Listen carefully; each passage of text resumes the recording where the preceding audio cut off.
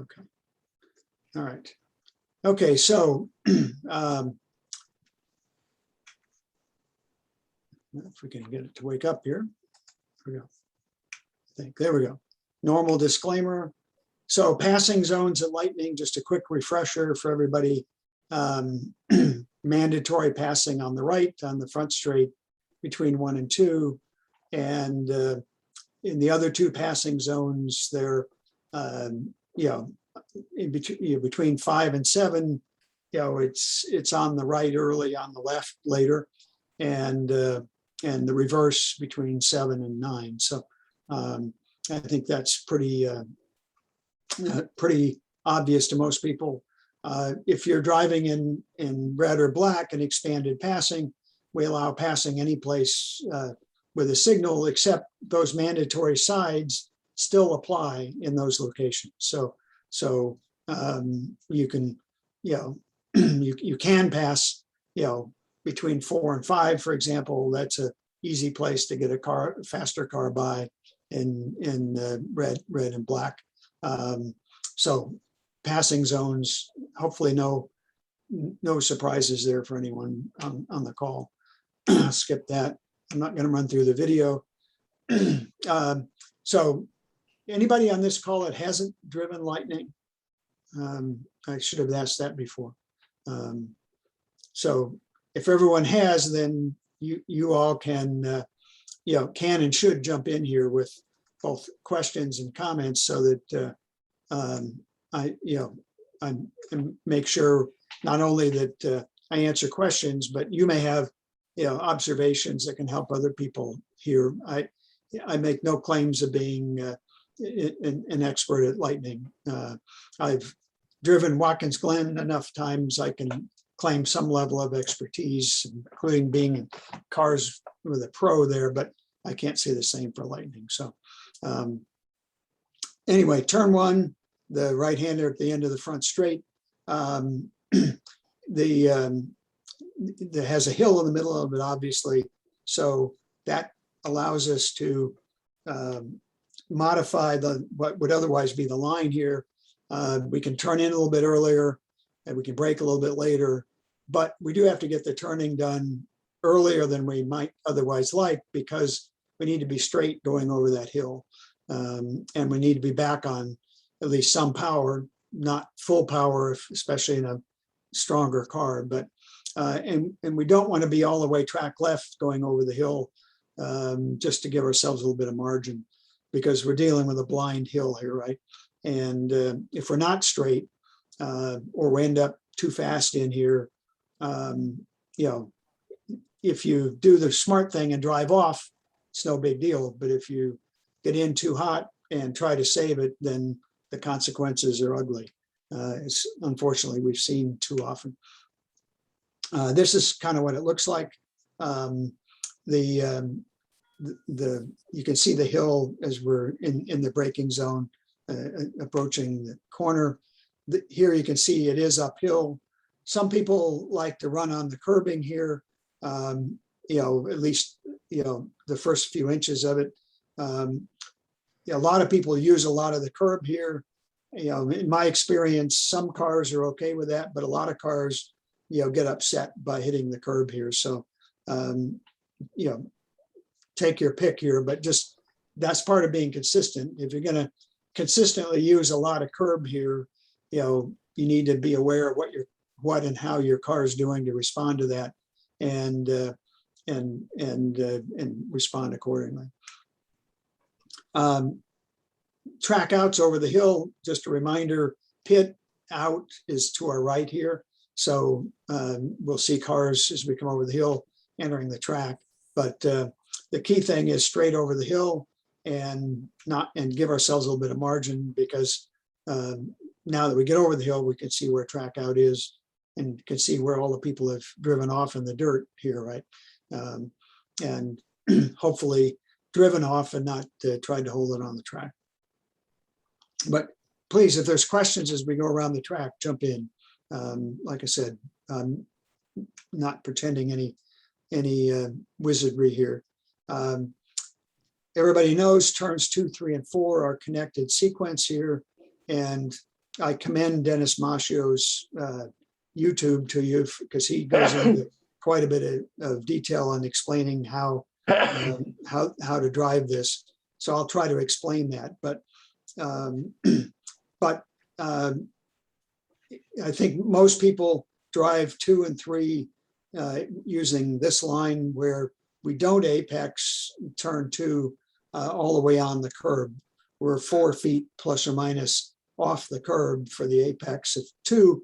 The objective being, I think I have it here, the objective is one big arc between 2 and 3, so that 2 and 3 are one corner, one turn of the steering wheel, where we're lengthening, our purpose is to lengthen the straight section between turns 1 and 2, and to carry as much speed as we can, into through 2 and into 3. And for most people, that apex off the curb at 2 helps us do that. And that puts us out track left as we exit turn 2, but the same arc of the wheel brings us right back into the curb on the inside of turn 3. And in fact, we want to drive right over the beginning of that red and white curb at turn 3. So let's see what that looks like. Here's the approach to 2. This is the apex. I don't think in this particular photo that I grabbed that I'm the full 4 feet off, but so may not be the best photo, but the idea is the one big arc. Here you can see kind of, at the bottom here, the turn in for 3, which is just a continuation of that arc. And when I was before talking about driving over the curb, I was talking about this curb right here. So we want to just use the beginning of that curb, drive right over it. At least in my experience, that continues that arc and sets us up to use as much of the track as possible as we head to turn 4. Now here's what that looks like as we approach 3, and here's that curbing again. The cone in this case, in my view, is way too late. I'd be on the early part of that curb and then I'd be coming off of it. But the reason is that there's kind of 2 ways to approach turn 4, and the wider line that I've shown in red on this slide is kind of what we often teach, but isn't always the fastest or most comfortable way through there. So there's 2 options here, and the Dennis Maschio version and lots of other people's version is to basically ignore, if I go back here, is to ignore having the car mid-track here, but just as we exit, if I go back to, as we exit turn 3, we just basically take the car straight for the apex at turn 4, and ignore trying to get back to the right side of the track, and allowing us to, again, carry more speed all the way into turn 4. And as the slide says, some cars may require a tap of the brakes to help the car turn. The reason why that works is there's good grip and a little bit of favorable camber at the apex of turn 4. And there's a fair amount of track out. But the key thing here is that that allows us to carry more pace into 4 and lengthen that fast section that started exiting turn 1. So 2 different ways to drive this, 2 variations, I should say. But if you haven't tried one or the other, try the other one and see what you think. But these are the 2 main variations that I'm aware of for turn 4. No, yeah, it's hard to see in the photo here that there's favorable camber here at the apex, but you can feel that, or if you're to walk the track, you would see that. Here's track out for 4, lots of room out there. Turn 5, another turn dictated by the hill that's in the middle of it. And in this case, it's an important turn. It leads on to a fast section in the back, but it really has to be done, in some ways even more carefully than turn 1, because while we're not coming into it nearly as fast, it's a steeper hill, and the line after the hill is not straight like it is after 1. So, and in this case, the apex is blind over the hill. So we want to get, just like in turn 1, get the turning done going up the hill, and be careful with the power until we get to the hill.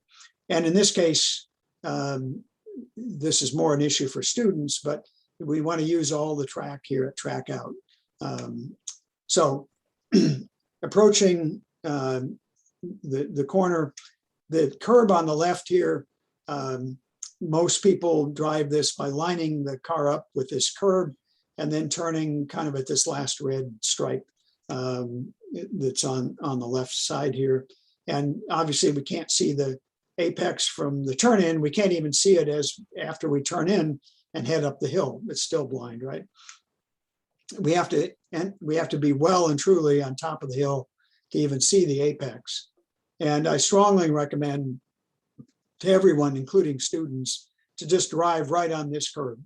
In general, I'm not a big fan of using a lot of curb, but in this case, the curb is friendly and it really helps the angle of the corner to use a lot of this curb. Put the right front, put the right side right on the curbing here at the apex of turn 5, and then let the car track out as it comes down the hill, and use all of this track, because that makes it safer, number 1, and number 2, helps us set up for the fast kink and 6 that follows here. Turn 7, lots of people's least favorite corner at Lightning, I think, and certainly where way too many mistakes are made. This corner gets overdriven more than any other corner at the track, and frankly, I guess I know why, but there's still no explanation for it. This is a slow in, fast out corner. Almost everybody brakes too late, trail brakes too much on this corner. Almost everybody. And it doesn't help that the brake markers are way too late here. Most cars need to brake before you get to the bridge or at the bridge at the latest. And if you wait till the brake markers, there's almost no way in most cars that you're going to get stopped down in time. Also on this corner, the apex is earlier than you might expect. I'll explain why in a moment. But it's very early on the curbing. It's the second red stripe, or maybe even sooner than that. And it's all because of the camber. There's favorable camber there, unfavorable later. So we want to do that. And we want to turn in at the end of the right side curb. And that wants to be the slowest point in the corner. We want to actually gain speed after we turn in here, unlike a lot of corners where we're still slowing down, getting to the apex. Dennis said, I don't know what car he was driving, but he was gaining 7 miles an hour between turn in and apex here, which is a lot. So, point is, this is a slow in, fast out. You can even turn the car in a touch more when you get to the apex and take advantage of that extra camber that's there, just for a moment, to help your way through the corner here. So everybody knows, the bridge is here that dictates or sets up the braking zone. The braking zone's downhill, of course, a bit here, which doesn't help. It often feels a bit slippery to me. Certainly if it's wet, the braking zone here gets very slippery. But even in the dry, it's downhill. The corner invites you to brake late, and guess what? You end up off the track. Or if you don't end up off the track, you just end up slow exiting the corner. So turn in is right at the end of the curbing, right where the cone is in this photo. But again, this should be the slowest part of the corner. As soon as we turn here, we should be starting to pick up a little bit of gas. The apex is early. A few years ago, this first white bit of concrete wasn't here, and everybody, myself included, was apexing literally on the beginning of the curb. And they put the extra concrete in because it developed a big hole. But it's still, the apex is early here. A lot of people are apex this corner too late. And if you do apex it late or whatever, you can run out of track here. That's the other reason it's important to manage the entry here and manage it properly, because there is the track is unfavorably banked as you get toward the track out here. If you've executed the corner properly, your wheels are essentially straight at that point or very close to it. It's not an issue, but if you haven't executed it properly, it can become an issue. Everybody's favorite, right? Light bulb or the bowl, turn 9. Again, there's 2 lines through here, and I'm going to illustrate the one that I'm most familiar with, the one that I generally teach, and that many drivers prefer, but there are some drivers who prefer the other one, and I'll talk about both of them as we go through here. So the inside line, which is the one I'm going to talk about first, we aim at the gap in the wall. We brake kind of in a straight line. I describe it as tossing the car into the banking. Just let the car's momentum carry it right into the banking, but no more than halfway up. And then get the eyes around to the right, a long ways around. Look for the culvert, which is on the inside, and opposite more or less where the apex is, and gradually bring the car down to that. The alternative line enters much closer to track left on, coming into the light bulb, and makes a big arc that has a slight decreasing radius to it, but one big arc with the objective to carry more speed, even though it's longer. And it's a line that Miatas like, apparently, and some other drivers prefer that line. I haven't done, 2 back-to-back comparisons enough to know which one's faster in my car, so I can't. I just generally I'm biased toward lines that have less distance. So what it looks like, it is as we're approaching, you see the gap in the wall, right? Makes a nice visual to aim at. The other thing I want to call your attention to here is this white line. See the white that's brighter along the grass here than the rest of the white line? That little section there, which is, I don't know, 100 feet plus, is more or less straight, and it's a perfect reference for braking. Whatever amount of braking you need to do here, we can, the majority of it, we can do in a straight line right there, and then trail whatever amount of braking we feel we can trail up into the banking. This is kind of what it looks like, up a little bit further. As we get, even on this previous one, but certainly as we get a little bit further, the photo, even though it's a pretty wide angle lens, doesn't even get around as far as the apex. So our vision has to be, off the slide here to the right?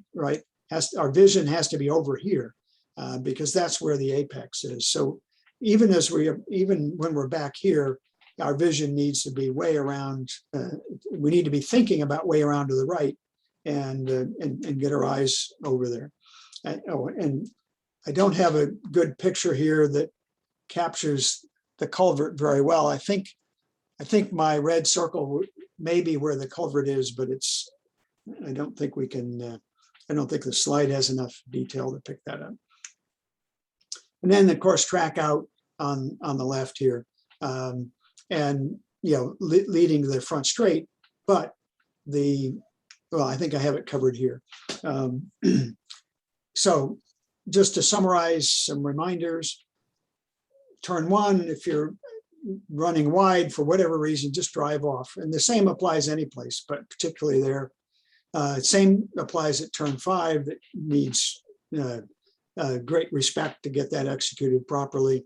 Turn 7, we talked about, way too easy to overdrive it, get into it too fast. On the front straight, and this is what I should have emphasized a moment ago, we have to be aware as we're exiting the light bulb that pit in is over the hill on the right. It's blind, right? We can't see it. So if a car is pitting in, we may or may not see them. And if we give a pass signal exiting the light bulb, now both cars get crowded, never mind the pit entrance, because the track bends to the right. It's technically has a turn number associated with it at that top of the hill there. So it's really quite a potentially dangerous situation, exiting the light bulb until we get over the hill onto the front straight and can see everything that's in front of us as we get on the front straight. So a lot of places that deserve respect to pay attention to. That said, lots of people like the track, and it is quick, and so so lots of ways to enjoy it.